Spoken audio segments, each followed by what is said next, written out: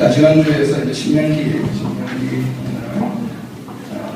지난주에 신해산 홍해에 대한 이야기를 많이 했는데, 오늘은 신명기의 뒷부분,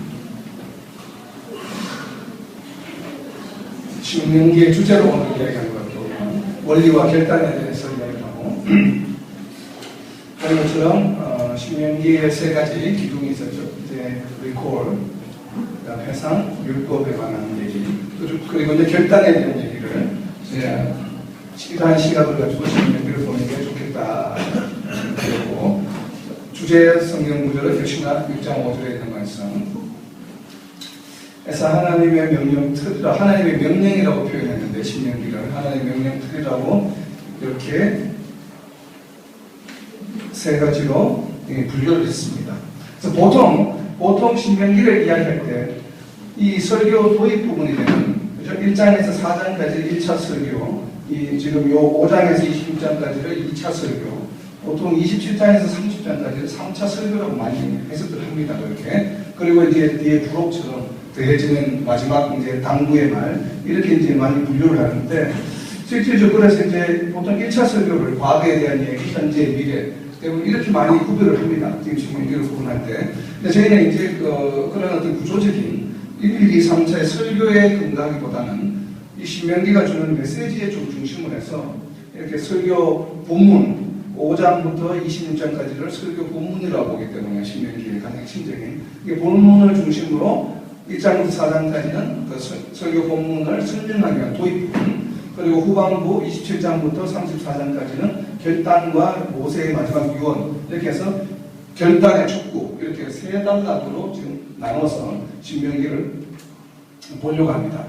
지난주에 이제 광야의 여정에 대해서 봤고, 좀 더 구체적으로 설교 본문의 구조를 보면 어떠한 메시지를 지금 신명기가 주고자 하는가, 5장에서 26장까지의 내용이에요. 그래서 크게 세 파트로 나눠져 있는데, 설교 본문이. 그래서 우선은 가장 먼저는 하나님께서 우리 백성들에게 요구하는 부분이 나와요. 그래서 보면은 6장 5절, 아까 이제 요절로 말씀드린 너희는 마음과 뜻과 힘을 다하여 여호와를 사랑하라고 하는 부분, 그러한 부분들이 10장 12절, 11장 13절에 쭉 나오는데 약 12번이 반복이 됩니다. 신명기에서 동일한 내용이.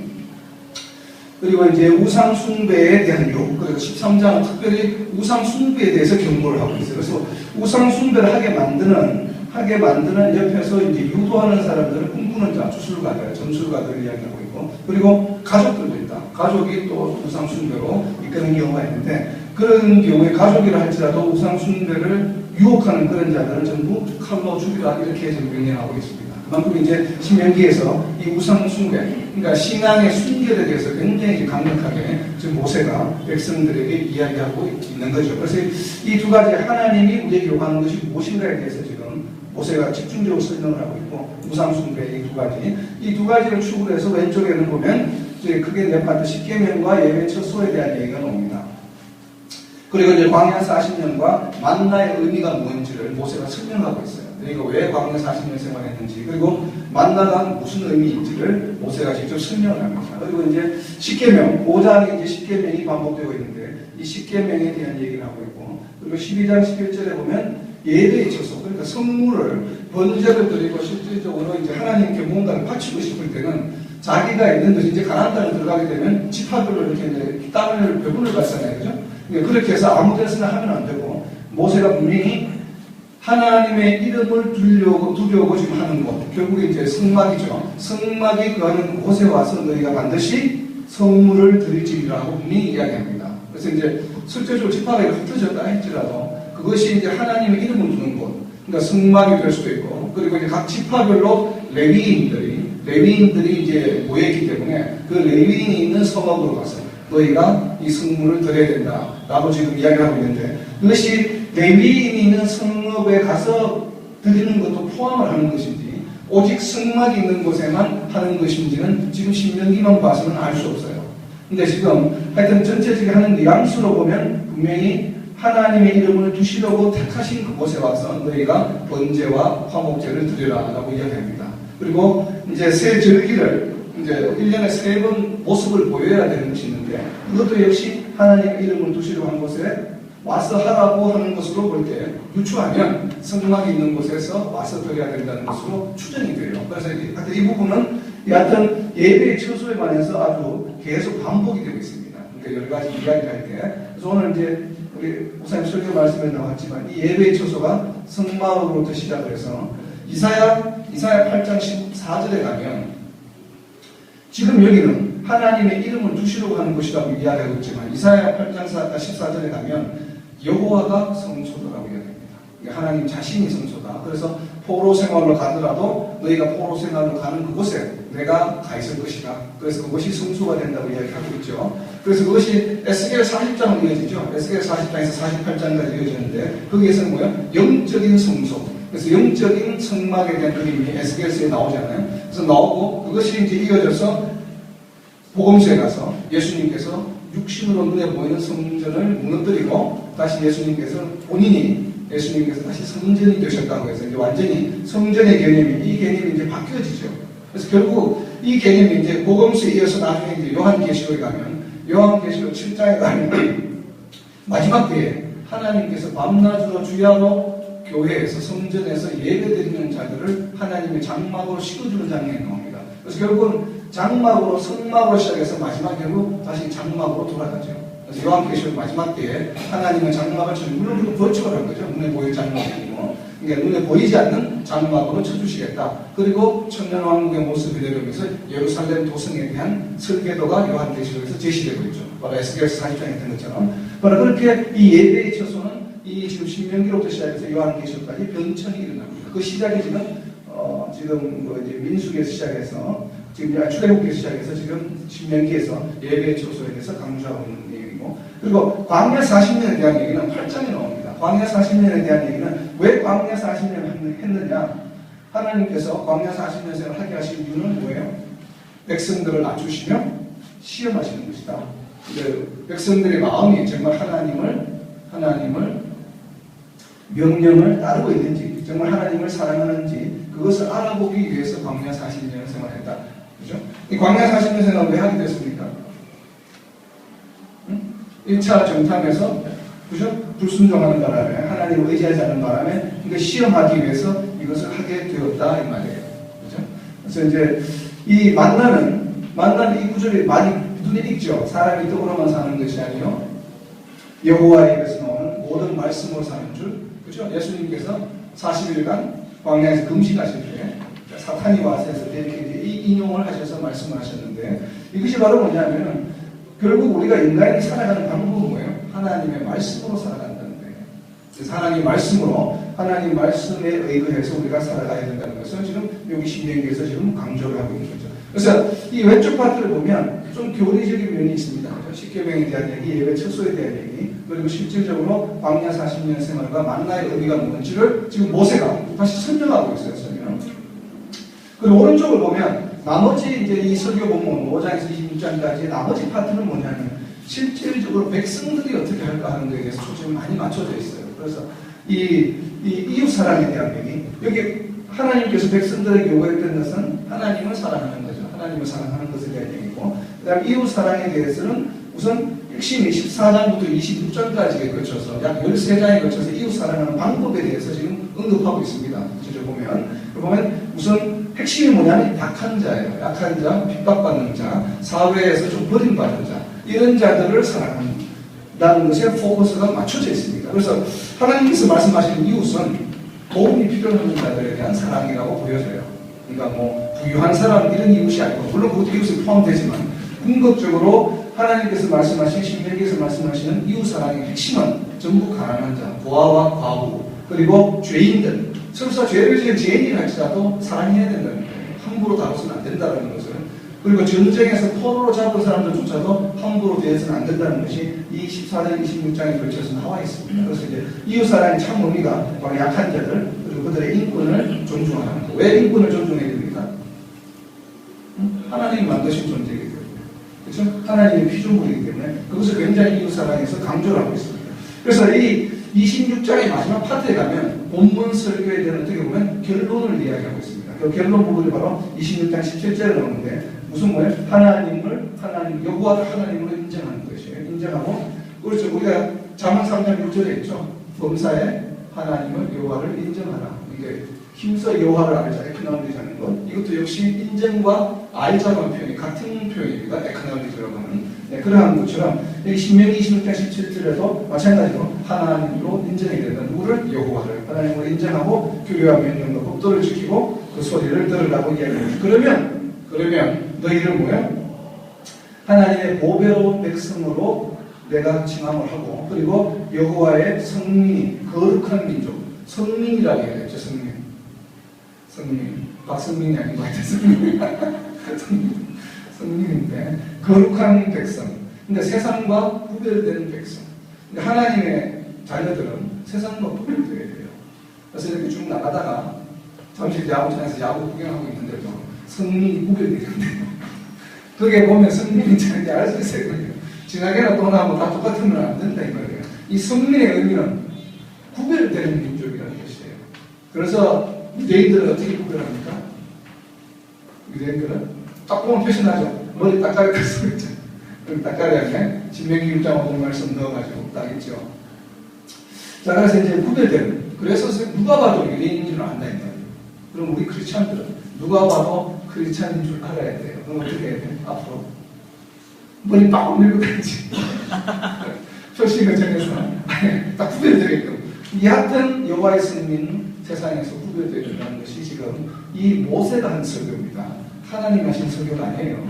분명히 신명기는 물론 하나님께서 모세에게 영감을 주셨고 미리 다 말씀하신 것이지만 여하튼 레위기와는 다르게 신명기는 하나님께서 말씀하셨다는 구절이 안 나옵니다.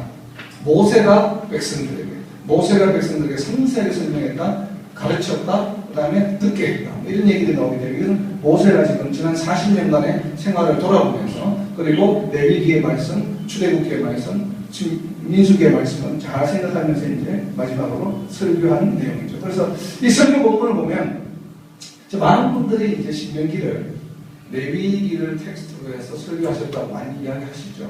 좀 틀린 말은 아니지만 맞는 말씀이죠. 그러나 좀 더 정확하게 이야기하면 저는 출애굽기 20장 학교고 출애굽기 20장부터 23장의 내용을 가지고 지금 신명기에서 모세가 설교를 하고 있다라고 해석하면 어떨까라는 생각이 듭니다. 특히나 이 출애굽기 20장은 바로 이제 십계명에 관한 얘기고, 왜냐하면 출애굽기가 하나님의 율법을 받는 장면이죠. 율법을 받고 그리고 나머지 십몇 장에 대해서는 이제 성막을 짓는 얘기가 나온다 이 말이에요. 그래서 율법의 출발이 레위기가 아니고 출애굽기죠. 출애굽기에서 하나님 말씀 시내산에서 말씀을 받는 장면이 나오고, 그리고 21장, 22장에 보면 여러 가지 도덕법에 대해서 나와 있어요. 그죠? 몇 가지 기본적인 법들이 쭉 나와 있고, 그리고 23장에 가면 23장 20절 한번 보세요. 그래서 이제 저는 모세의 이 설교의 본문이 뭐냐, 설교를 할 때 주제로 택한 본문이 출애굽기 23장 20절이라고 생각합니다.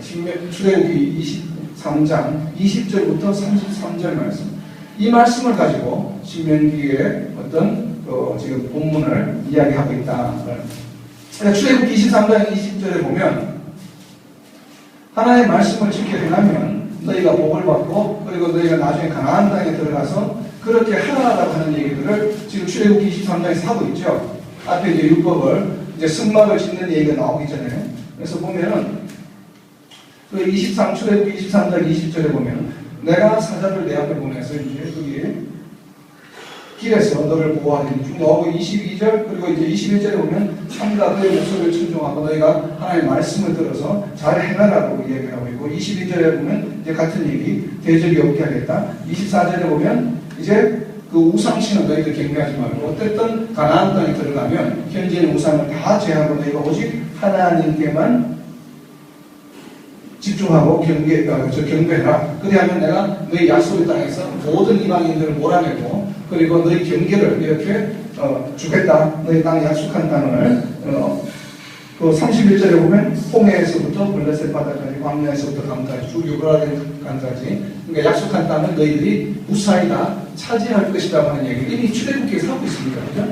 그러니까 이미 가나안 땅에 들어갈 때 들어가서 너희가 딱 차지할 땅에 대해서 이야기를 하고 있고, 그리고 들어가서 어떻게 하라는 얘기를 이미 출애굽기에서 다 이야기를 하고 있어요. 그러고 나서 다시 레위기에서 율법을 이야기하지 않습니까? 그래서 그러니까 출애굽기 20장부터 22장까지 걸쳐서 이 율법에 대해서 그것을 다시 정형화해서 포맷으로 만들어 율법의 형태로 포맷을 만들어 놓은 것이 바로 레위기죠. 레위기. 그리고 이 레위기에서 만들어 놓은 이 율법을 운영하는 방법에 대해서 주로 이제 제사장들, 그러니까 어떻게 유지하고 적용할 것인가에 대한 포커스를 맞춘 내용이 바로 민수기에 들어가 있죠. 그러니까 민수기는 주로 리더들, 그러니까 율법을 지켜 행하는 그런 사람들에게 포커스가 맞춰져 있다는 거예요. 그리고 신명기는 지금 보시는 것처럼 실제로 그 율법을 따라서 지켜 행해야 될 백성들에게 포커스가 맞춰져 있는 거예요. 그래서 실제로 백성들이 어떻게 지켜나갈 것인가. 그렇게 본다면 이 설교 본문의 텍스트는, 본문은 출애굽기 23장 20절부터 33절로 보는 것이 조금 더 타당하지 않겠는가라는 생각을 해봅니다. 그래서 이제 그렇게 이야기해서 이제 이것은 설교 본문이 바로 뭐냐면 하나님 나라 공동체의 행동 강령이죠. 백성들의. 결국 다르게 이야기하면 뭐예요? 하나님 나라의 하나님의 통치 철학이죠.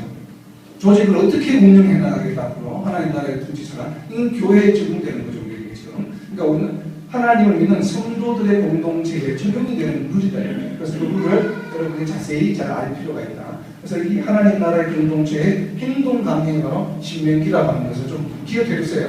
기억해야 됩니다. 좀 이따가 이사야 얘기를 들으려면 기억하고 있어야 돼요. 자, 이것이 이제 설교 본문이에요. 그래서 이 설교 본문이 따르면 이제 초반부에 5장부터 8장까지 4장에 걸쳐서는 율법을 준수하는 방법에 대해서 기록하고 있습니다. 주기의 도입부. 그리고 이제 9장부터 13장까지 여기 5장에 걸쳐서는 여호와를 하나님을 어떻게 사랑하는지 아까 이야기한 대로 그런 얘기를 하고 있고, 그리고 이제 14장부터 22장까지 실질적으로 이웃 사랑하는 방법에 대해서 이야기를 하고 있어요. 그래서 이제 이 율법을 지키는 방법을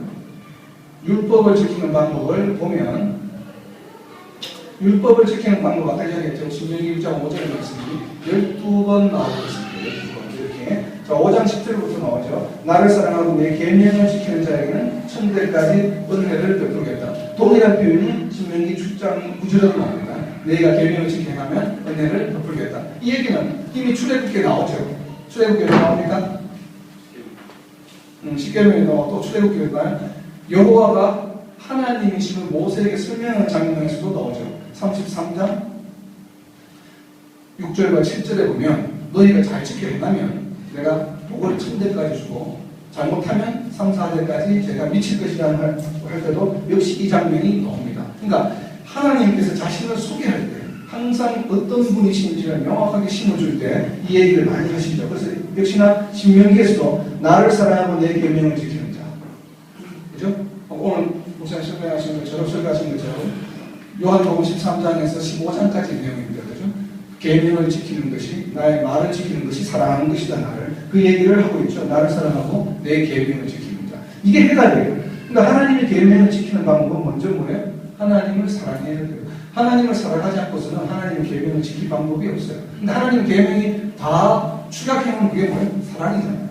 그렇기 때문에 하나님을 사랑하지 않고서는 하나님의 계명을 지킬 방법이 없어요. 근데 이제 앞으로 공부하겠지만 이 신명기에서 나타나고 있는 계명들을 보면 하나님을 사랑하면 저절로 다 지킬 수 있게 되어 있어요. 이제 보면. 자, 그래서 이제 하나님을 사랑하고 내 계명을 지키는 자. 그리고 신명기 6장 5절에 있죠. 마음을 다하고 뜻을 다하고 힘을 다하여 목숨이 없다고 했죠. 얘기는 예수님께서 목숨을 나중에 아셨죠? 복음에서 전부 다. 하여튼 신명기에는 이 힘이라고 하는 것이 그의 목숨에 달하는 거라고 이야기했죠. 아이들 낳을 때 쓰는 힘, 그 힘을 갖다가 이렇게 힘으로 쓰고 있기 때문에 굉장히 죽을 힘을 다해서 하나님 여호와를 사랑하라라는 의미인데 예수님께서 쉽게 풀 수 있어서 목숨을 다하라고 말씀하셨죠. 자, 그다음에 여호와를 계명하고 그의 모든 동이라는 말이 신명기 10장 12절에 이것이 바로 뭐냐면 여호와의 요구사항이에요. 아까 앞에서 본 것처럼 본문 내용 보셨죠? 여호와의 요구사항이 바로 이 내용이다. 그리고 11장 1절에 보면 책무와 법도와 규례와 명령을 항상 지키라. 역시 뭐예요? 조건이 여호와를 사랑해서, 그죠? 여호와를 하나님을 너무 사랑하시다 보니까 마음이 편안하죠. 그죠? 그러니까 알라지하게 잠이 오죠. 원래 숙면 집회다 있다 보면 금방 잠이 들잖아요. 저도 요새 유튜브 듣다 보면 5분만에 괜찮아요. 듣는 내용이 5분만 들어요. 그냥 자는 것 같은데. 자, 이게 내가 오늘 너에게 명하는 내 명령을 너희가 만일 청종하고 역시 여호와를 사랑하여 뭐야? 뜻을 섬기며. 전제 조건이 항상 붙어 있습니다. 여호와를 사랑하면 청종해라, 명령을 지켜라, 잘 지켜 행하여, 여기도 동일한 말이죠. 반대로 써놨죠. 모든 명령을 잘 지켜 행하여 하나님을 사랑하라는 얘기고. 자, 신명기 13장 3절에 아까 나와가지고 이제 도전적인 얘기가 옵니다. 너희가 마음을 다하고 뜻을 다해 너희 하나님 여호와를 사랑하는 여부를 알려 하사 어떻게 해요? 하나님께서 우리를 시험하신다고 되어 있습니다. 시험하시는 목적이 뭐예요? 그냥 사랑이 아니죠. 뭐예요? 마음과 뜻을 다하여 너희가 여호와 하나님을 사랑하는지를 시험하신다. 그럼 이때 3,500년 전에만 시험하셨을까요? 지금도 시험하고 계신다. 지금도. 그리고 아까 이 광야의 생활이 뭐라고 모세가 설명했습니까? 너희를 바로 이건 뭐예요? 시험하기 위한 것이 너희를 낮추고. 그러니까 여러분 지금 생활 속에서 내가 무언가 낮아지고 있다라는 느낌이 들고 내가 무언가 지금 광야 생활 같은 생활이 자꾸 느낌이 든다. 그런 뭐예요? 그것은 하나님의 시험이라고 빨리 자각하는 게 좋습니다. 그것이 시험일 수도 있고 사탄 마귀의 유혹일 수도 있지만 어찌되었든 그런 현상이 내가 마음의 평강이 없고 무언가 지금 광야 같은 느낌이 자꾸 든다. 생활 속에 삶 속에서. 그렇다면 즉시 뭘 깨달아야 돼요? 하나님께서 지금 내가 하나님을 사랑하는지 안 하는지를 시험하고 계십니다. 그래서 이제 그것이 마음이 강팍해지고 어려워지고 하다 보면 나중에 뭐예요? 하나님께로 돌아오는. 그렇겠죠? 어제 우리 임주사님이 이제 간증하셨는데 하나님을 떠나 있는 것. 이게 바로 광야 생활이잖아요. 그런 광야 생활이 바로 뭐냐면은 하나님을 사랑하는지 안 사랑하는지 시험하시는 과정이라는 거예요. 그래서 그 과정을 통해서 내가 정말로 하나님을 사랑해야 되겠구나. 하나님을 사랑하고 있구나. 라는 걸 발견하게 되면 어떻게 돼요? 다시 하나님께로 돌아온다. 이 말이에요. 그래서 제가 예전에 어느 목사님 한번 설교를 들으면서 그런 게 기억이 나는 게 있는데 그분은 교회 성도들이 교회에 나오다가 안 나오면 절대 신방하거나 전화하지 않는답니다. 왜냐하면 전화하는 것 자체가 하나님의 뜻을 거역하는 것이기 때문에. 왜? 그분은 이제 이렇게 설명해요. 성도가 잘 나오다가, 이제 교회 이제 성도들과 좀 문제가 있고 또 목사님들이고 이렇게 해서 안 나오는 경우가 많잖아요. 한국 교회 크다게. 그러면 이제 목사님들 대부분 다 신방하고, 부목사님들 뭐 신방하게 하잖아요. 왜 안 나오는지. 안 나오면 바로 그냥 전화해서 또 권사님들 자면 전화해서 그렇게 하는데 그것이 굉장히 하나님을 거역하는 것이라고 이제 그분은 설교를 하셔요. 그 논리가 바로 뭐냐? 이거예요. 지금 교회에 나오지 않는 것도 하나님의 뜻이다 이 말이에요. 왜? 하나님께서 지금 시험하고 계십니다. 결국 교회를 안 나오고 하나님 떠나 있으면 그 삶이 평강스러울 수 없어요. 기본적으로 마음이 강팍해지고 메말라지게 되어 있어요. 그 메말라지게 되면 결국 궁극적으로 끝에 가면 어떻게 됩니까? 하나님을 찾게 되죠. 근데 그때 찾는 하나님은 그 이전에 찾는 하나님보다 더 강렬하게 찾게 돼요. 그렇죠? 그것이 바로 이제 하나님께서 우리 사람들에게 하나님을 사랑하게 하는 방법 중에 하나다 이 말이에요. 그런데 그것을 인위적으로 하나님께서 두 사람한테는 한 2달 정도 안 나오는 게 필요한데 자꾸 전화해가지고 2주만에 나오게 하면은 그것이 하나님의 뜻을 거역하는 것이다 이 말이에요. 그래서 자기는 그냥 기도하기만 한다. 그 시험 기간이 짧아지기를 빨리 깨닫고 돌아오기를 기도하는 것이지 인위적으로 어떻게 해서 하지는 않겠다라는 말씀이 저는 굉장히 가슴에 와닿더라고요 보니까. 그래서 바로 이러한 하나님께서는 지금도 우리를 시험하고 계시다는 거 잊어서는 안 됩니다. 그래서 우리가 생활에 어렵고 힘들고 고난이 많고 걱정이 많을 때는 지금 시험 기간이구나라고 생각하는 게 좋겠죠. 그리고 자 신명기 30장 6절에 보면 내 자손의 마음의 할례를 베푸사 마음의 할례를 베푸라고 합니다. 물론 모세가 지금 명령을 해서 여호수아가 이제 할례를 하죠. 전체 백성이 다 있는데 요단강 건너니까 할례를 하는데 요단강 건너고 나서 할례를 하는데 건너자마자 자 마음의 할례를 건너기 전에 할례를 하죠. 건너기 전에 할례를 여호수아에 보는데 자 마음의 할례를 베푸사 그러니까 마음을 정결하게 해야 된다라고 하는 것을 지금 강조하고 있습니다. 모세는 육신의 할례가 아니란 말 복음서에 나오죠. 그 말씀이 여기서 인용이 되는 거죠. 그래서 마음의 할례를 받아야 된다. 바로 생명을 얻는 방법이다. 그리고 30장 16절에 보면 내 하나님 여호와를 사랑하고 그 모든 길로 행하며 이렇게 했을 때 주 법도를 지키며 너희가 차지한 가나안 땅에서 복을 받을 것이라고 하는 말로 결론을 냈습니다. 이렇게 모세가. 그래서 내용을 보면 이러한 내용이 12번 반복이 되는데 너희가 궁극적으로 결국 약속의 땅에 들어가서 너희가 약속받은 땅을 다 얻을 것이다. 근데 그 전제 조건이 너희가 여호와 하나님을 사랑해서 그 모든 율례와 법도를 지켜 행하라는 거예요. 지켜 지켜 행할 때 복을 주시겠다라고 하는 것이 지금 이 모세의 설교의 핵심입니다. 그래서 이제 율법을 지키는 방법이고, 그래서 여호와 하나님을 이제 사랑해야 된다는 거, 사랑이 핵심 키워드죠. 그리고 이제 여호와를 사랑하는 내용에 대해서는 아까 이야기한 대로 9장부터 14장까지 나옵니다. 이게 불순종을 회고하게 되고, 이제 광야 생활, 그 불순종했던 것을 회고합니다. 모세가 다시. 그리고 하나님을 경외하고 사랑하고 순종하라는 얘기를 하고, 무상숭배의 유혹을 아까 말씀드렸죠. 칼로 죽여야 된다. 가족이 아니더라도 이런 얘기를 하고, 그리고 이제 드디어 이웃 사랑에 대한 얘기를 하는데, 이것이 왜 이웃 사랑인가? 신명기 14장부터 26장까지가 이웃 사랑인가? 굉장히 이 14장부터 26장까지 공통점을 찾아내기가 무지 어려웠어요. 계속 반복해서 읽고 보다 보니까 이것이 이웃사랑이구나 하는 것을 지금부터 예를 각 장도를 하나씩 보려고 합니다. 자, 14장 21절에 보면 염소 새끼와 어미의 젖을 함께, 그러니까 염소 새끼를 그 어미의 젖으로 삼지 말라. 그죠? 그러니까 아무리 짐승이라 할지라도 같은 이렇게 낳은 그 새끼 짐승을 어미의 젖으로 이렇게 싸움을 먹지 말라 이 말이에요. 굉장히 이제 그러한 잔인한, 사실 우리는 색 잡은 이게 왜 식당 같은 데 가면 이렇게 고기 만들어 놨잖아요. 고기에 어미염소도 있을 테고 새끼염소 같이 있지. 누가 누군지 우리가 알지 못하잖아요. 그러나 어쨌든 하나님께서는 그러한 짐승들조차도 그것을 반드시 분별하라고 지금 이야기를 하고 있습니다. 그리고 14장 26절에 보면 너와 내 번속이 함께 먹고 즐거워할 것이며, 11조에 대한 얘기예요. 우리가 알고 있는 11조는 레위인들, 제사장들의 생활 수단으로 쓰여지는 거예요.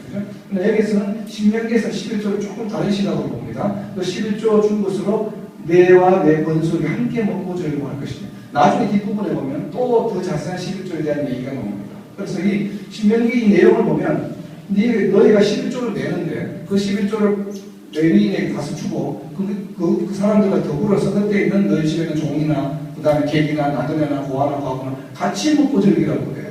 그 레위인에 일방적으로 다 이렇게 주고 넘기는 것이 아니라 그냥 실질적인 그 가난한 사람들, 번속들에게도 나누어 주는, 그렇죠. 교회 일을 하는 거니까 우리가 11조를 내게 되면 우리가 구제를 하는, 그 구제에 대한 얘기를 지금 여기서 같이 하고 있습니다. 더불어 살아가는 모습으로. 자, 내 형제에게 구워준 것은 내 손에서 면제하라. 여기서 내 형제는 우리를 말하면 성도겠죠.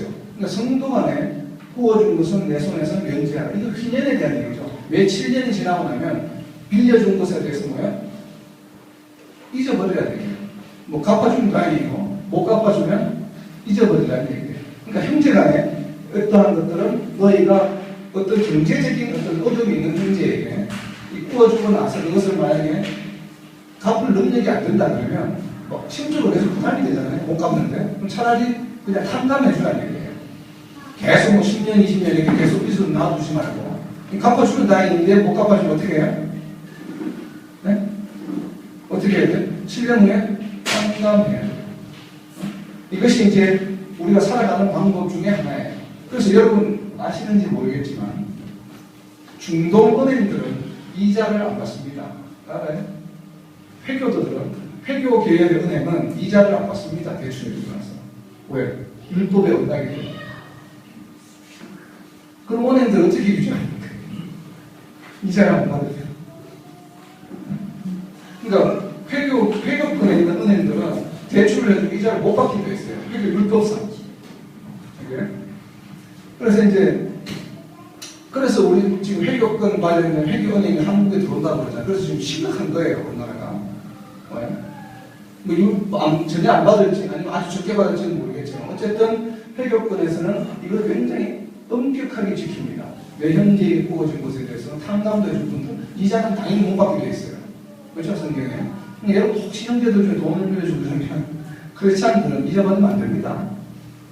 이거는 오늘날도 적용해야죠. 자, 이제 돈을 빌린 사람은 기분이 좋대요. 빌려준 사람은 이제 시험에 들기 시작하는데, 어쨌든 간에 말씀은 그렇게 합니다. 그래서, 그러나, 나중에 구절을 잘 신명기에 읽다 보면, 이방인에게는 받아도 된다! 이방인에게는 받아도 된다. 난 내 형제에게. 내 형제는 사실 형제가 돈을 빌려서 이자 받으면 그렇죠. 그리고 몇 년이 지났는데도 갚을 능력이 안 되면 탕감해주는 게 맞죠. 삶을 편안하게 해주는 게. 괜히 받을 방법도 없는데 계속 머릿속에 두고 있지 말라는 개념이에요. 7년마다 무조건 탕감하라는 얘기예요. 못 갚으면. 그죠? 그런 얘기고. 자, 16장 14절에 보면 절기를 지키는 방법은 또 다릅니다. 지금까지 레위기 23장에서 지켰던 절기, 그 다음에 민수기에서 나왔던 또 하루에 3번절 드리고 안식일 드리고 월삭일 드리고 그리고 또 7가지 절기가 10가지에 대해서 나와 있었잖아요. 여기에는 포커스가 달라요. 이 신명기에는 16장에는 절기에 대한 얘기가 3절기밖에 안 나옵니다. 1년에 3번 하나님 앞에 보여야 되는 절기인데 그 절기도 보면 설명하는 내용이 좀 달라요. 절기 때 뭘 합니까? 절기를 지킬 때는 너와 내 자녀와 노비와 성중에 거하는, 그러니까 자기 각 성읍에 거하는, 자기 집이 아니고 성중에 거하는 레위인과 그리고 객과 나그네와 고아와 과부와 함께 즐거워하라고 해요. 그러니까 백성들이 실제적으로 절기를 지키는 방법에 대해서 지금 백성들의 입장에서 이야기하고 있는 거죠. 레위인이 절기를 어떻게 운영하는가에 대한 얘기가 그건 민수기에 나와 있고, 신명기는 이 절기를 지키는 근본적인 이유가 뭐냐면은 네 성중에 네 주변에 있는 고아와 과부와 객들 그리고 수입이 없는 레위인들과 함께 음식을 나누는 것이 목적이에요. 이 신명기의 절기를 보면 물론 절기가 여호와의 날이고 예수님 오시는 것을 그림자로 보여주는 것이긴 하지만 그것을 기억하는데 실질적으로 저희가 생활 속에서 절기를 지킨다? 만약 우리가 교회에서 왜 맥주 감사를 지키잖아요. 맥주 감사를 지킬 때 교회 앞마당에다 막 음식 차려서 나눠 먹죠. 그죠? 근데 그게 우리가 잘못된 거죠. 그렇게 하면 실질적으로. 그죠? 어떻게 해야 돼요? 동네에 있는 고아와 과부를 다 불러서 나눠 먹어야 돼. 그래서 저거는 우리끼리 성도들끼리 나눠 먹으라는 얘기가 아니라 이 말이에요. 하나님이 이 절기를 주시고 이 절기가 뭐예요? 여호와의 날인데 여호와는 뭐예요? 계속 보면 이웃을 사랑하라고 그러시잖아요. 이웃 사랑의 내용들을 쭉 보면 지금 보면 뭐예요? 힘이 없고 약한 자들, 소외받는 사람들, 죄인들에 대한 얘기예요. 그런데 그것을 교회 안에서 성도들끼리 이렇게 잔치하면은 원래의 절기의 의미가 말씀대로 하지 않는 것이죠. 그래서 제대로 맥주 감사절을 만약에 지킨다고 한다면 우리가 교회 성도들이 준비를 하고 주변에 있는 가난한 사람들, 그죠? 뭐 독거노인이나 고아나 과부나 고아를 초청을 해서 이것을 음식을 나눠 먹고 즐기는 것이 제대로 된 절기의 방법이다 이 말이에요. 그렇게 지켜야 돼요, 실질적으로는. 그러니까 교인들끼리 어떤 잔치가 아니라 이거예요. 성도 간의 교제를 의미하는 것이 아니라 이거예요. 이 절기는 객이나 고아나 과부와 함께 즐거워하는 것이 궁극적인 절기의 지금 백성들이 지켜야 될 목적으로 이 초막절에 대한 설명입니다. 이 설명이 바로 초막절을 이렇게 지내라. 신명기 16장 11절에 보면 동일한 얘기가 다른 절기의 77절에 대한 얘기도 바로 이렇게 이야기하고 있습니다. 6월절도 마찬가지고. 그리고 17장에 보면 죄인에 대한 얘기예요. 예전에는 죄를 지금 다 죽였다 이거예요. 죄의 상황이니까. 그런데 이 죄인을 죄인으로 인정하는 과정에서 한 명만 증언이 있으면 안 된다는 거예요. 최소한 2~3명은 저 사람이 죄인이다 라고 하는 것을 증언할 수 있을 때 이 사람을 죽이라고 이야기한다.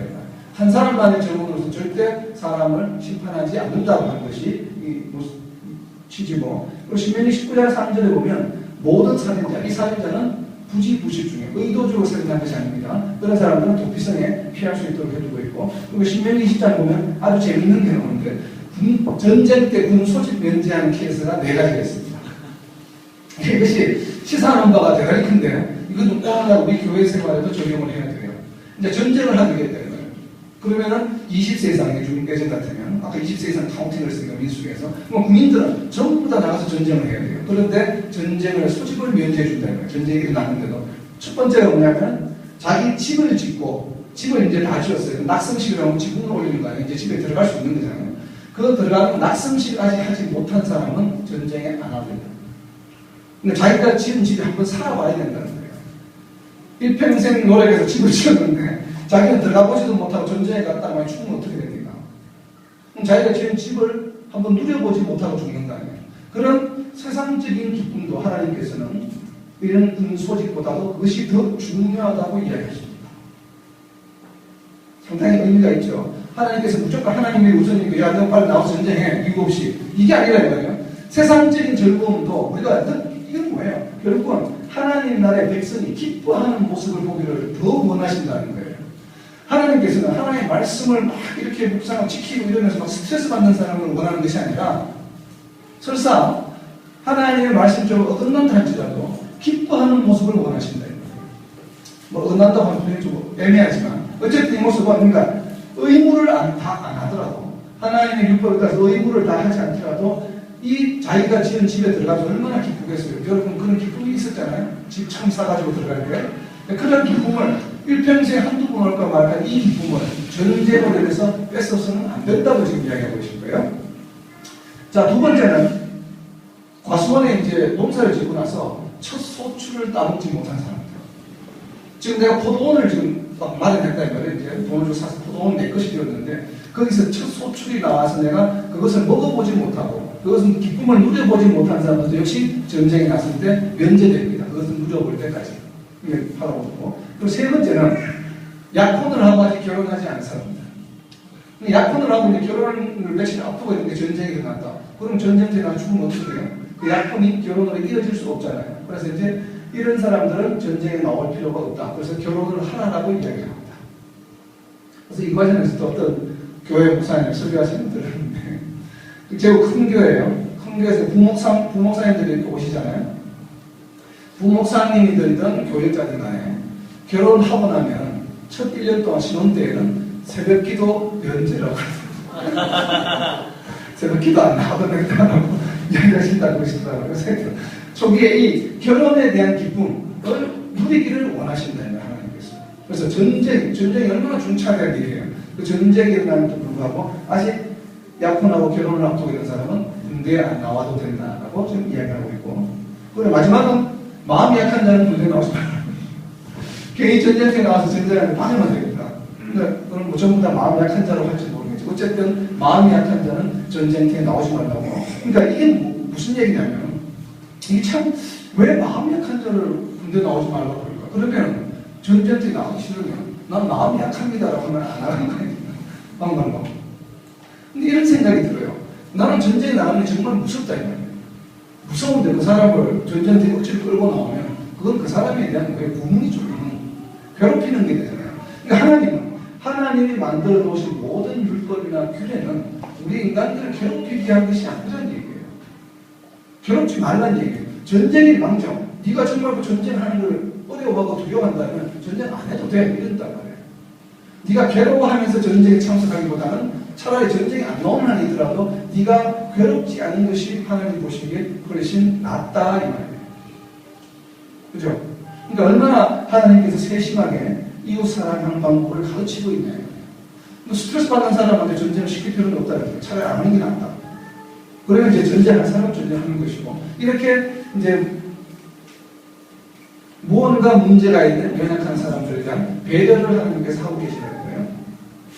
자, 성읍을 치료할 때 전쟁을 하는데 이것도 또 이해가 잘 안 되는 부분이죠. 내가 이제 어떤 나라와 전쟁을 해요. 전쟁을 하나님께서 속한 것이니까 싸우기만 하면 이긴다 이 말이에요. 그런데 먼저 선전포고를 합니다. 선전포고에서 항복해. 화평을 먼저 청해요. 그래서 화평을 청하고 거기에서 화평을 받아주면 전쟁하지 말라는 얘기예요. 그죠? 그러니까 이 예가 여호수아 9장 15절에 보면 기브온 족속이 나오죠. 위장을 해서 내가 먼 데서 왔으니까 화평하자 그러니까 그냥 화평을 맺어버립니다. 그죠? 그건 바로 뭐야? 이 율법 때문에 그런 것이죠. 화평을 청하는 적을 갖다 칠 수 없어요. 지금 율법에 보면. 그런데 잘못한 것은 뭐예요? 하나님께 기도하지 않고 여호수아가 조약을 맺었다는 것이 문제지만 그러나 여기 율법에 보면 전쟁하기 전에 먼저 화평을 선언하라고 했기 때문에 제발로 화평하자고 오는 사람들은 뭐예요? 물리치면 안 되죠. 무조건 조약을 맺어야 됩니다. 그래서 아마 하나님께 안 물어봤을지도 몰라요. 여호수아가. 왜? 무조건 화평을 맺어야 되기 때문에.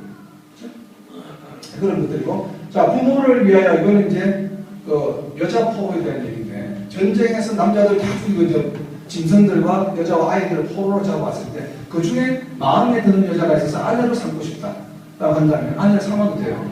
삼는데 그 여자의 부모를 위해서 뭐예요? 30일간 애국한 후에 자기 아내로 삼으라고 이야기합니다.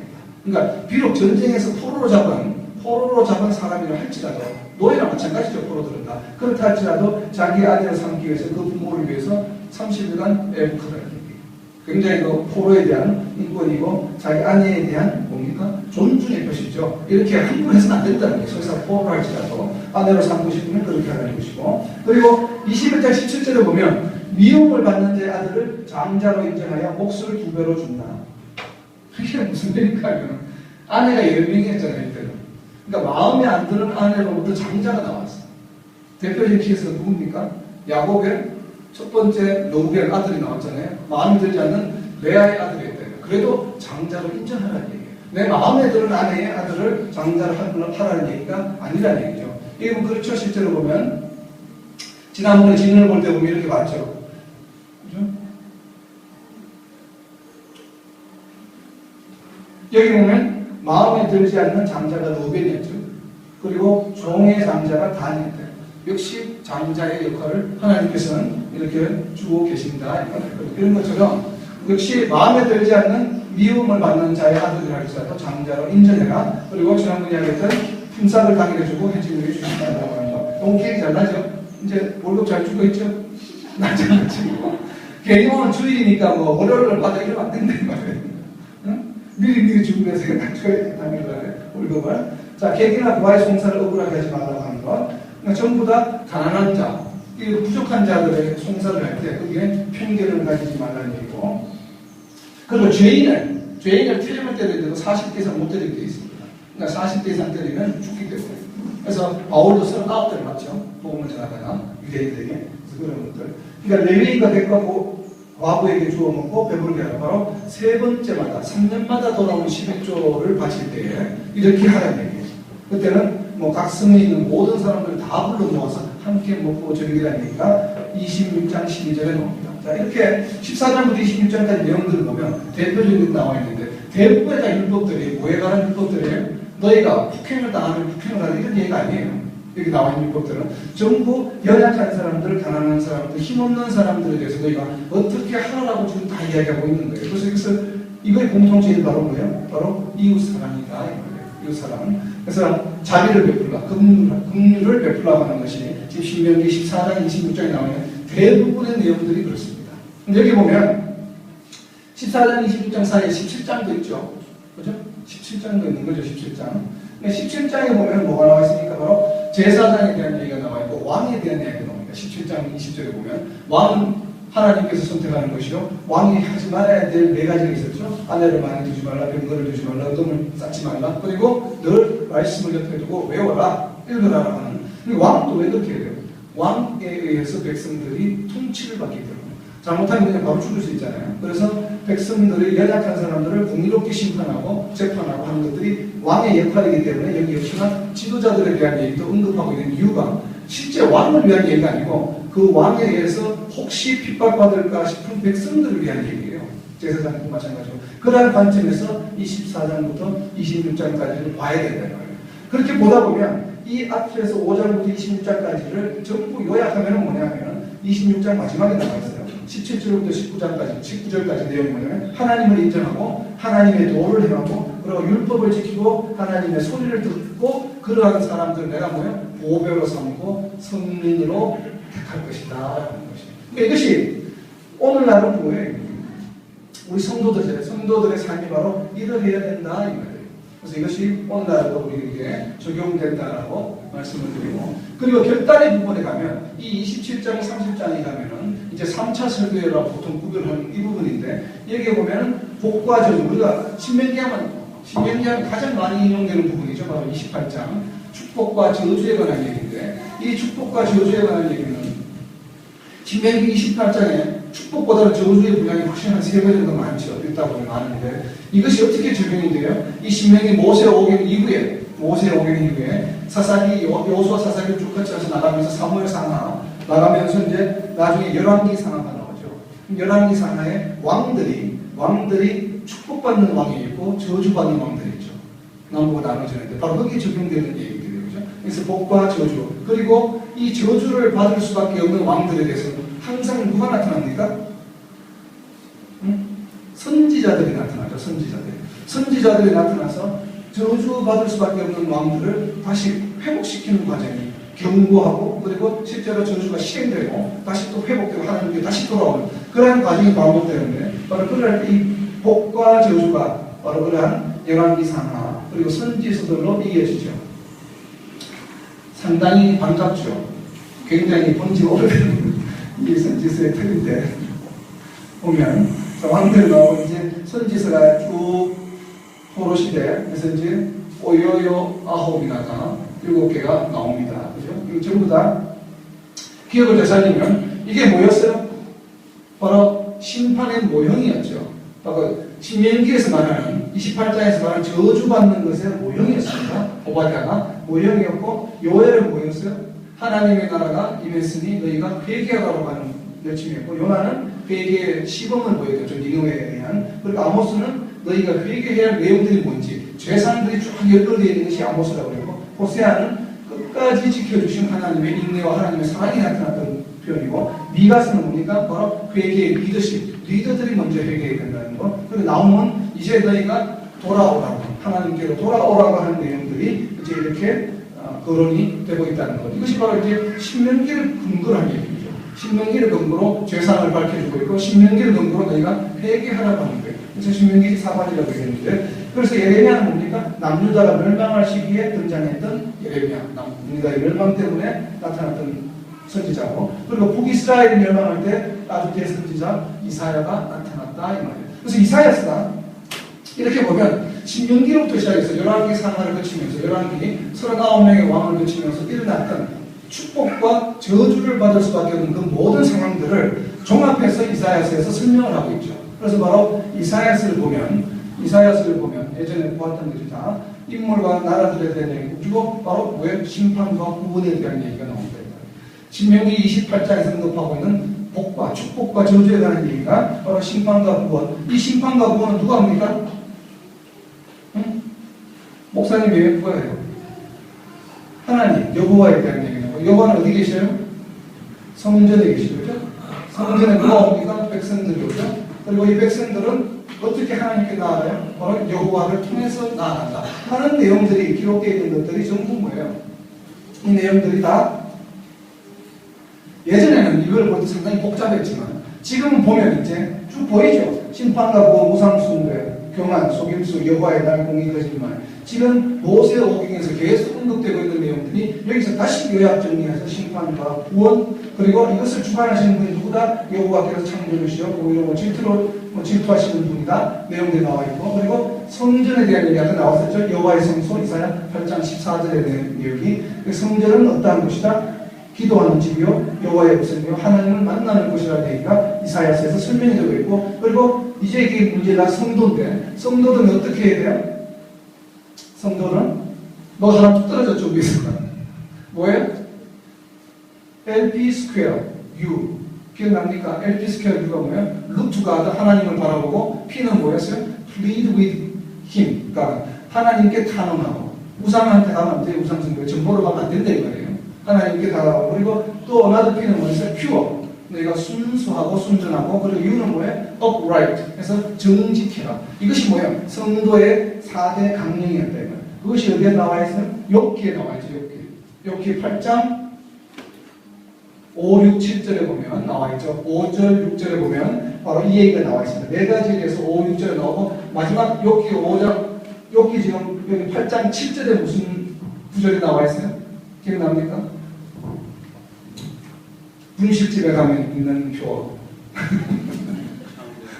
시작은 미약하는 끝은 참기가 중국집하고 분식집에 가면 꼭 붙어있는 그렇지않은 우리 가게는 반드시 붙어있는 시작은 미약하나 끝은 참기가 사실 그런 얘기가 아닌데 장사 잘 되라는 얘기가 아니죠. 이게 지금 하나님 나라의 백성의 4대 강령을 잘 지켰을 때 너희가 축복을 받을 것이다 하는 얘기가 바로 이 욥기 8장 5절에서 7절까지 내용이 나와 있죠. 근데 이것은 뭐예요? 제대로 된 백성들의 얘기고 제대로 안 된 백성들 하나님의 일보다 세상을 일을 먼저 했던 사람들 하나님의 성전을 짓기 위해서 포로에서 풀려나서 돌아왔는데 성전을 짓다가 중단하고 자기 집을 짓는데 급급해하는 사람들 향해서 학계 선지자가 뭐라고 이야기했습니까? 1장 6절에서 5가지를 이야기했죠. 지금 여러분이 그 5가지 해당되는지 안 해당되는지 잘 기억하면서 한번 해보세요. 이제 첫 번째가 뭐였습니까?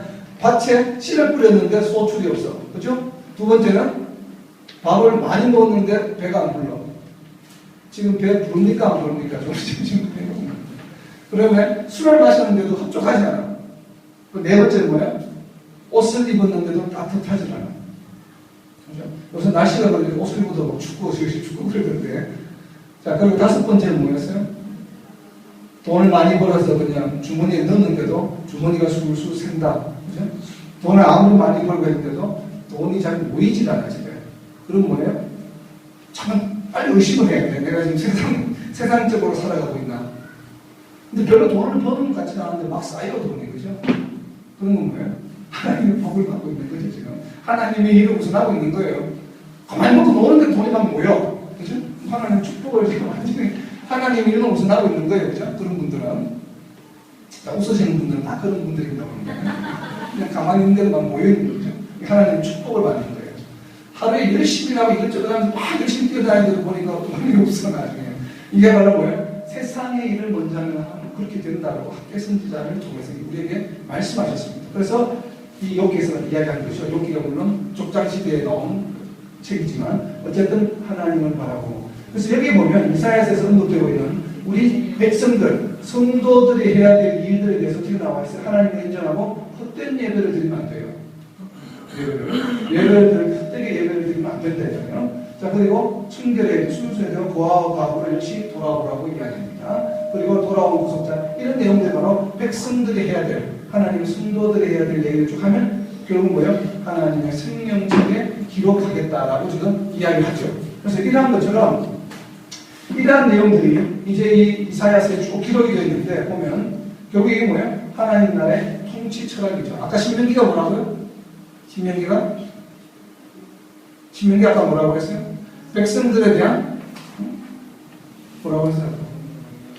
제가 외우고 있으라고 그랬죠. 이거 같은 거. 하나님 나라의 통치 철학이 이사야서인데 이사야서나 신명기랑 결국 같은 내용이죠.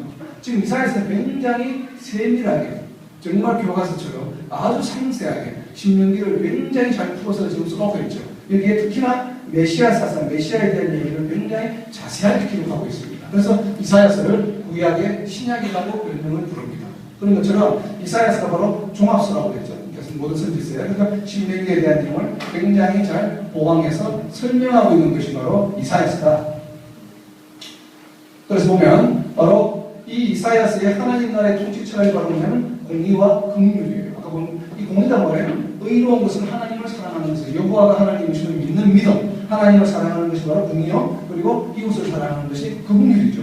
그래서 이것이 바로 하나님 나라의 통치 철학이다 이 말이에요. 그래서 하나님 나라가 가나안 땅, 축복의 땅에 들어갔을 때 백성들이 해야 될 행해야 될 행동 강령이라고 했죠. 신명기가 행동 강령. 하나님 나라의 백성이 해야 될 행동 강령이 반대로 이야기하면 하나님 나라의 통치 철학이다 이 말이에요. 그래서 이 신명기와 이사야서가 굉장히 일맥상통한다는 것을 우리가 좀 염두에 둬야 됩니다.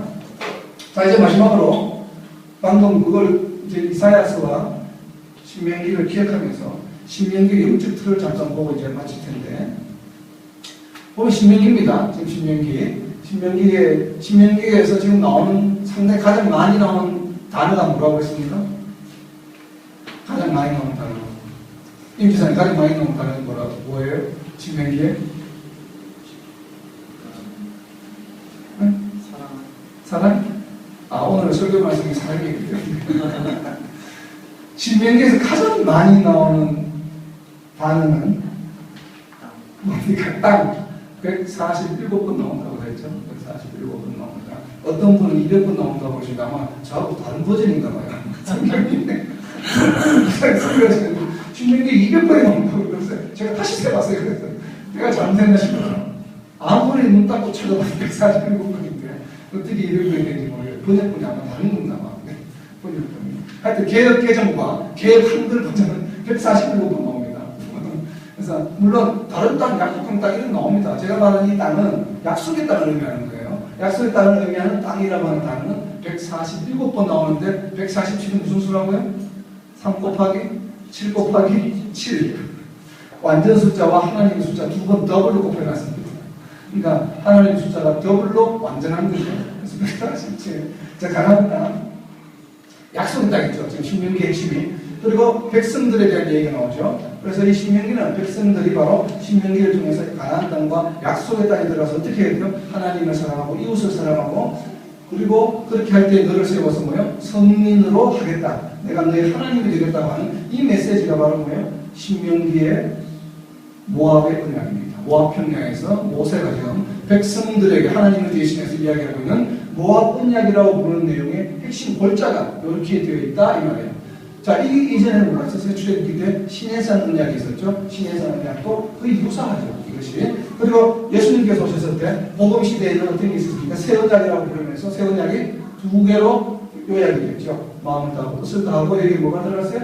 목숨을 다하고 해서 이렇게 마태복음과 마가복음과 누가복음에 동일하게 이렇게 표현이 되어 있습니다. 내 이웃을 내 자신과 같이 사랑하라. 이것이 바로 뭐예요? 예수님의 증거죠. 예수님께서 이렇게 요약하셨기 때문에 예수님의 증거요. 동일한 내용이 신명기 30편 16절에 있습니다. 여호와를 사랑하고 율법을 준수하는 것이요 여호와를 사랑하는 것이다. 이것이 예수님이 주신 새 언약의 골자예요. 새 언약의. 이거는 뭐예요? 이 새 언약 언제 우리에게 주셨어요? 언제? 2000년 전에. 2000년 전에. 오늘 이 시간 우리에게는 어떻게 뭘 주시고 계신가?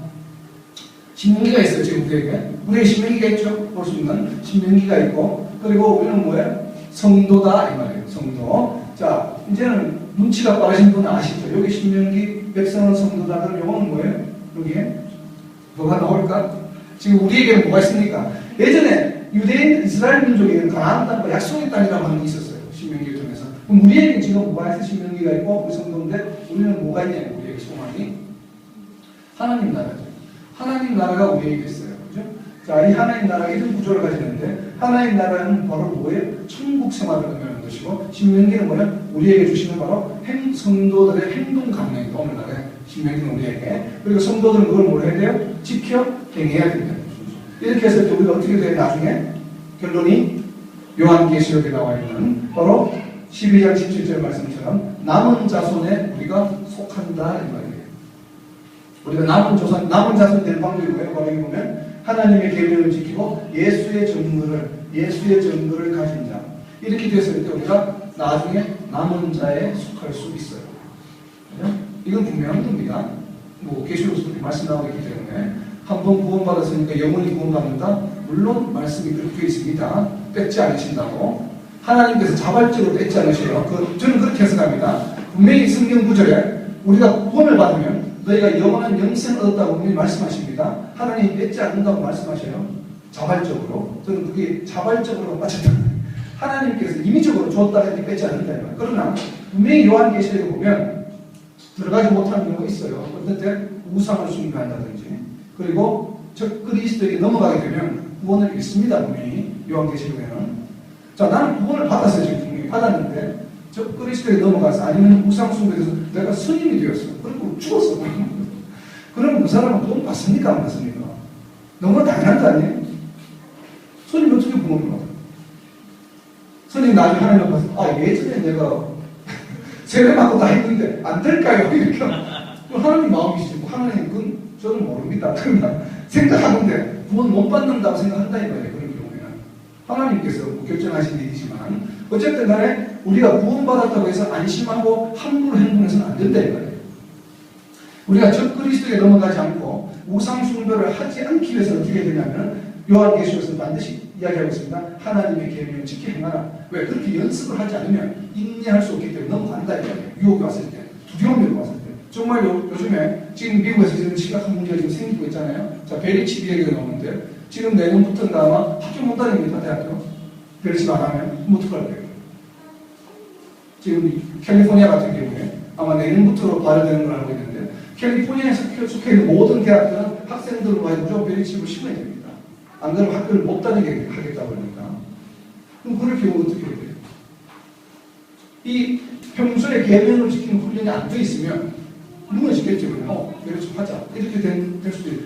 베리칩이 666인지 아닌지는 모릅니다. 저는. 그게 적그리스도인지 아닌지 아무도 몰라요. 하나님만 아시겠지만.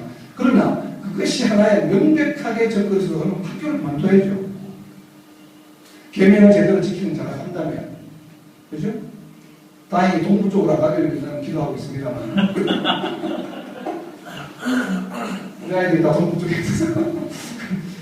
참, 이런 게 문제라니까요. 그래서 이거는 계명을 지킨다고 하는 것은 우리가 훈련이에요. 평소에 훈련이 되지 않으면 나중에 적그리스도나 그런 위협이 온다고 분명히 계속해서 이야기하고 있잖아요. 용이 나타나서 여자의 자손들을 싸워서 막 그냥 위협을 하지 않습니까? 바로 그런 위협이 되는 거예요. 그런 위협이 왔을 때 그냥 무너지는 경우. 그래서 지금까지 지켜왔던 구원의 소망, 영생을 얻은 영생은 이룰 수도 있다 이 말이에요. 충분히. 지금 그거에서 계시록에서 이야기를 하고 있는 것이고, 그렇게 되지 않으면 하나님의 계명을 지키려 해나라라고 분명히 이야기하고 있고, 또 한 번 14장 12절에서 하나님의 계명과 예수에 대한 믿음을 지키는 자, 이러한 사람들은 뭐예요? 인내할 수 있다. 끝까지 이겨낼 수 있다. 뭐로부터? 우상숭배, 욕으로부터, 적그리스도의 공격으로부터 인내하면서 끝까지 믿음을 지킬 수 있다고 분명히 계시록에서 이야기합니다. 그래서 이것을 우리가, 그래서 이 하나님의 계명을 지키는 것이 대단히 중요해요. 지금부터 열심히 연습하지 않으면 그런 어려운 환난에 당했을 때 우리가 믿음을 잘못하면 놓칠 수 있습니다. 그렇죠? 제가 알고 있는 분만 해도 뭐 비교는 가까운 예지만 델리의 한인교회 다니시는 분이 목사님하고 싸워서 그것 때문에 화가 나서 선임 절에 가신 분이 있어요. 진짜 참 기가 막힌 얘기지만, 그럼 그런 경우에는 하나님 정말 그분을 선택하신 분이라면 어떻게 해서든 간에 뭐 죽을 때 이렇게 하든 뭐 뭔가를 하든 뭔가 해서 다시 하나님께 돌아오게 하겠죠. 우리는 그런 믿음을 가지고 있죠. 그런 의미에서 하나님께서 우리에게 영원한 구원을 주셨다라고 이해하는 게 맞다 이거예요. 그냥 구원 받았으니까 마음대로 살아도 된다 이러고 나중에 어차피 나는 천국 갈 거야 이런 생각을 가지고 함부로 그렇게 막 절에 가고 이렇게 선임이 되고 이런 거 그러면 안 된다 이거예요. 그건 분명히 우리가 구원을 놓칩니다. 그래서 마지막에는 예언의 증거, 예수의 증거, 그리고 믿음을 지키는 자.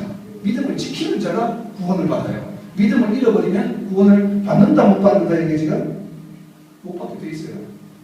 그렇죠? 계시록에 분명히. 그래서 끝까지 믿음을 지키는 자가, 우리가 끝까지 믿음을 지키면서, 그러니까 마지막 날 환난이 오기 전에 어떻게 해요? 빨리 죽는 게 낫죠. 이게 훨씬 편하잖아. 나중에 지금 마지막 환난이라고 생각해서 지금 막 불이 떨어지고 인구의 3분의 1 막 죽어 지금. 그리고 막 적그리스도 막 공격을 해. 그런 별치기라는 뭔지 모르지만. 그러면 정말 심해지지 않겠어요, 우리가? 그때는 차라리 뭐가 나요? 땅속에 있는 게 낫지. 편안하게. 땅속에 있다가, 예수 있다고 50대에 부활하면 되잖아. 그죠? 자연사는 게 제일 좋잖아요, 지금. 그러니까, 마지막 날이 다 왔다고 자꾸 주장하지 마세요. 결국 우리에게는 힘든 일이지. 그걸 다 지켜야지. 이게 상당히 성도의 인내를 끝까지 지키기 쉽지 않을 것 같아요. 그런 어려움이 있으면. 그래서 저는 참으로 다행입니다. 지금 마지막에. 우리의 믿음 어쨌든 내가 목숨이, 신의 목숨이 닿을 때까지 지킬 확률이 대단히 높기 때문에. 그렇죠? 그렇게 해서 우리는 땅속에 편안히 있다가 나중에 예수님 모시는 분을 싹 깨우다면 제일 좋겠지. 왜 유황 불 떨어지고 하는 거 왜 봐야 되냐. 불안하잖아요. 보면은. 흔들릴 것 같아. 막 위협하면 그냥. 그렇지 않아요? 그래서 여러분, 너무 마지막 날을 소망하지 마세요. 좀 표현 이상하네. 예수님의 재림을 소망해야 되지만, 가능하면 40년 중에, 조금 한 20년 돼서 60년 중에, 어쨌든 우리는 좀 편안하게 하는 것으로 영원한 안식에 들어갈 수 있기를 좀 개인적으로 좀 그랬으면 좋겠어요. 이거 뭐, 신학 이론이 아니고 제 개인적인 소망이거든요. 개인적으로 오해하지 마시고. 예수님 빨리 재림하셔야죠. 하실 때 한 60년 중에. 안전하게 있지. 40년은 조금 내 불안해. 내가 100세가 되면 충분히 있기 때문에 60년 후쯤에 재림하셨으면 좋겠어요. 다들 때 맞춰서. 너무 땅속에 오래 안 있게. 하여튼 그렇습니다. 어쨌든 끝까지 정도를 지키고 믿음을 지키는 자라야 돼요. 분명히 이것은 우리가 절대로 잊어버리면 안 됩니다. 그렇게 하기 위해서는 하나님의 율법을 이 신명기의 우리 성도들의 행동 강령을 지키는 훈련을 지금부터 해야 됩니다. 그래서 이번 주에 이 신명기를 잘 읽으시면서 하나씩부터 품삯을 주는 거, 뭐 하나씩 이렇게 하나씩 적용하게 해가면서 한번 실천하려고 현대말로 바꿔서 우리 현 시점을 바꿔서 한번 노력해보세요. 그런 노력을 해야 마지막 날 정말 내년에 예수님이 재림하신다 할지라도 우리가 흔들리지 않는 믿음으로 끝까지 인내하며 지킬 수 있다 이 말이에요. 그것이 메시지입니다. 신명기와 이 계시록에. 그래서 보시면 이 모압 언약이나 새 언약이나 지금 여기는 저는 이름을 붙이기를 계시록 언약이라고 지금 붙였는데 이 계시록 언약이나 이전에 있는 시내산 언약이나 다 언약들은 뭐예요? 네, 동일하죠. 하나님을 사랑하고 이웃을 사랑하고 계명을 끝까지 지키고 나가는 것이에요. 그렇죠? 그럼 결국 우리가 자꾸 말하는 새 언약, 새 계명은 뭐냐면 새로운 마음으로 언약을 지키라는 것이에요. 어떤 것이 새로 생긴 것이 아니고 있던 것이 변경된 것이 아니라 전혀 오해하면 안 된다 이거예요. 그래서 신약이 있기 때문에 구약을 소홀해야 된다고 하는 생각은 절대 가지면 안 됩니다, 여러분. 그죠? 오히려 구약을 모르면, 신명기의 행동 강령을 모르면 훈련을 할 방법이 없어요. 그죠? 그래서 이렇게 철저하게 오히려 더 구약을 집중해서 우리가 봐야 되고, 그리고 또 신약을 볼 때 그 은혜가 훨씬 더 더해지겠죠. 그러한 우리의 삶이 되기를 바랍니다. 그래서 신명기를 마지막 우리는 동일한 은혜예요.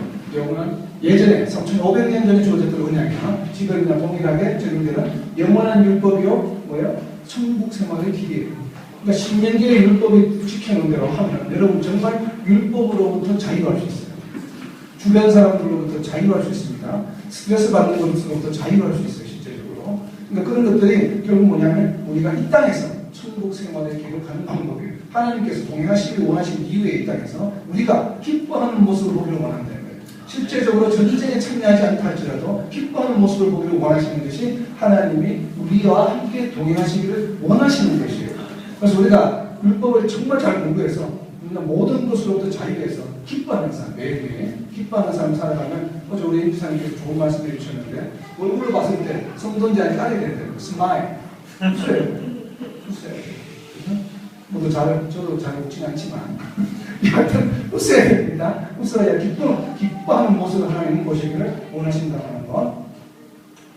이것이 신명기에 그래서 보면 하나님을 사랑하는 것, 율법을 준수하는 것이다. 사랑하는 것이 바로. 그리고 이것이 백성들의 결단을 촉구하는 것이에요. 그러니까 오늘 여러분들이 결단하셔야 돼요. 이것이 바로 모세가 결단하는 그 결단을 촉구하는 것이 마지막 설교입니다. 그래서 너희가 정말 그리심산에 설 것이냐, 에발 산에 설 것이냐를 결정하라고 해요.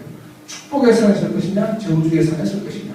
여러분에게도 이 결단의 말씀이 오늘날에도 동일하게 적용이 됩니다. 그죠? 예수님의 이름으로 선포합니다. 우리가 정말 축복의 산에서는 우리가 그러한 하나님의 율법을 준수함으로써 자유할 수 있는, 이 땅에서 기쁨을 누릴 수 있는 그러한 삶이 되기를 축복합니다. 아멘. 자, 이상으로 오늘 마치고 네 가지 한번 묵상해 보시고 나중에 금요일 날 같이 한번 나눠봤으면 좋겠습니다. 네, 감사합니다.